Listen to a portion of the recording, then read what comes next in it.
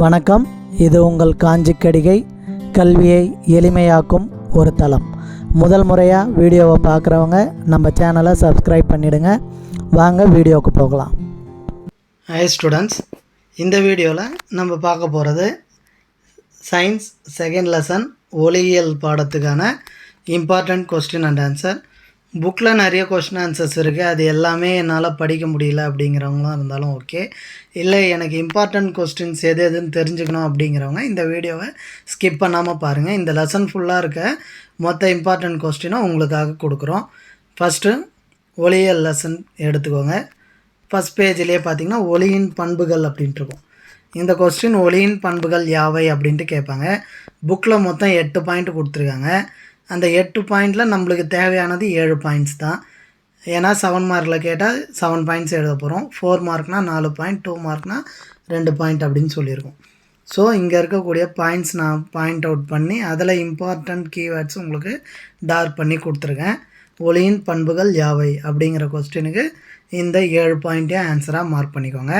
ரொம்ப ஈஸியான பாயிண்ட்டு தான்.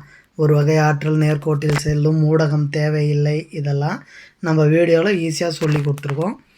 அடுத்த கொஸ்டின், இதுக்கு அடுத்த கொஸ்டின் பார்த்திங்கன்னா ஒளி விலகல் விதிகள் யாவை அப்படின்னு கேட்பாங்க 4 மார்க்கில். அதுக்கு ஒளி விலகலின் முதல் விதி, ஒளி விலகல் இரண்டாம் விதி, இந்த 2 விதி இருக்குது பாருங்கள். இதுக்கு ஆன்சர் வந்து இந்த பேராகிராஃப் ஃபுல்லாகவும், இதுக்கு ஆன்சர்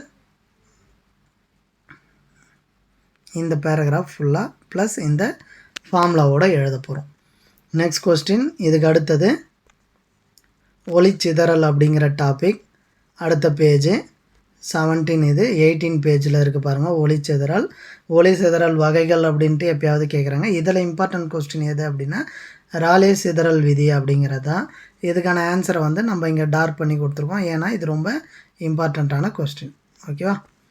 இதுக்கு அடுத்தது இம்பார்ட்டண்ட்டான கொஸ்டின் பார்த்தோன்னா லென்ஸுகள் டாபிக் வருது.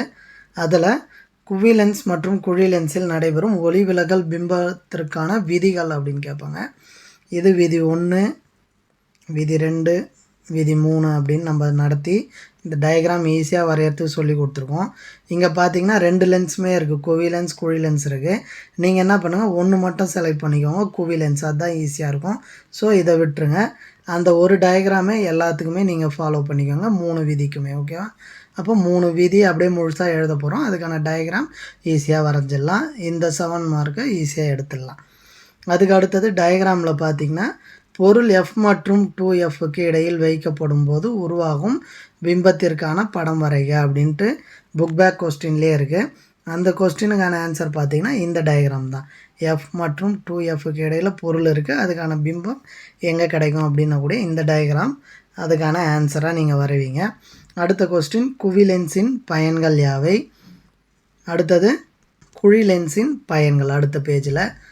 அடுத்தது லென்ஸின் உருப்பெருக்கம் என்றால் என்ன, இந்த கொஸ்டினும் ரேர்லி கேட்குறாங்க. அடுத்த இம்பார்ட்டண்ட்டான கொஸ்டின் பார்த்திங்கன்னா லென்ஸ் சமன்பாடு என்றால் என்ன எழுதுக. இங்கே கொடுத்துருக்காங்க பாருங்கள், இதுதான் லென்ஸ் சமன்பாடு. 1/f = 1/v - 1/u. இதை எழுதிட்டு கீழே F என்பது முதன்மை குவியம் அல்லது குவிய தூரம் அப்படின்னு எழுதுவோம். v எதற்கு உண்டான தூரம் அப்படின்னாக்கா பிம்பத்தின் தொலைவு, அதாவது லென்ஸுக்கும் பிம்பத்துக்கும் உள்ள தொலைவு. u அப்படிங்கிறது பொருளுக்கும் லென்ஸுக்கும் உள்ள தொலைவு, அதை எழுதுங்க. அடுத்த கொஸ்டின் இம்பார்ட்டன்ட் பார்த்திங்கன்னா குழி லென்ஸ் குவி லென்ஸ் வேறுபடுத்துக. இதுக்கு அடுத்த இம்பார்ட்டன்ட் கொஸ்டின் பார்த்திங்கன்னா மனித கண் படம் வரைந்த பாகம் குறிக்க. இது 4 மார்க்கில் கேட்குறாங்க. ஸோ இந்த கொஸ்டினை டயக்ராம் வரைஞ்சி மார்க் பண்ணி பழகிக்கோங்க. இந்த லெசனோட ரொம்ப இம்பார்ட்டண்ட்டான கொஸ்டின் அப்படின்னா இந்த கொஸ்டின் தான். என்ன அப்படின்னா கண்ணின் குறைபாடுகள் விளக்குக அப்படின்னு கேட்பாங்க. அப்போ நம்ம எழுத வேண்டியது கிட்ட பார்வை குறைபாடு, நெக்ஸ்ட் ஒன்று தூர பார்வை குறைபாடு, விழி ஏற்பமைவு திறன் குறைபாடு, 4வதாக பார்த்திங்கன்னா பார்வை சிதறல் குறைபாடு, இப்படி கேட்குறாங்க. இல்லை மோஸ்ட் ஆஃப் த டைம் எப்படி கேட்குறாங்கன்னா கிட்ட பார்வை தூர பார்வை வேறுபடுத்துக அப்படின்னு கேட்குறாங்க. இதுக்கும் நம்ம தனியாக ஒரு வீடியோ போட்டிருக்கோம், அந்த வீடியோ பாருங்கள். அப்படி இல்லைனா கிட்ட பார்வை அப்படிங்கிற இந்த தலைப்பில் இருந்து தூர பார்வை அப்படிங்கிற தலைப்பு இது வரைக்கும் கொடுத்துருக்காங்க இல்லையா, இதுக்குள்ளே இருக்கக்கூடிய பாயிண்ட்ஸை டேபிளேஷனாக பிரித்து எழுதிக்க பழகுங்க. ஓகேவா? அடுத்து லாஸ்ட் இம்பார்ட்டன்ட் கொஸ்டின் கூட்டு நுண்ணோக்கி. கூட்டு நுண்ணோக்கியின் அமைப்பு அப்படின்னும் போது இந்த டயக்ராம் கண்டிப்பாக வரையணும். அடுத்தது இந்த கூட்டு நுண்ணோக்கியின் அமைப்பு எழுதணும். நெக்ஸ்ட்டு இது செயல்படும் விதம். ஓகேங்களா? அப்போ கூட்டு நுண்ணோக்கியின் படம், அதோட அமைப்பு, அது செயல்படும் விதம், இது வரைக்கும் சேர்த்து எழுதணும் அப்படின்னா தான் நம்மளுக்கு ஃபுல் மார்க் கிடைக்கும். ஸோ இந்த லெசனோட லாஸ்ட்டு 7 மார்க் இந்த கொஸ்டின் தான். ஓகேங்களா? இந்த கொஸ்டின் எல்லாத்தையும் நல்லா ப்ரிப்பேர் பண்ணுங்கள். ஆன்சர் தெளிவாக எழுதுங்க. எக்ஸாமில் கண்டிப்பாக வரக்கூடிய கொஸ்டின்ஸ் நல்லா மார்க் ஸ்கோர் பண்ணுங்கள். நன்றி. லைக், ஷேர், சப்ஸ்கிரைப் மூலமாக எங்களுக்கு சப்போர்ட் பண்ணுங்கள். வீடியோவை ஸ்கிப் பண்ணாமல் பார்த்ததற்கு நன்றி.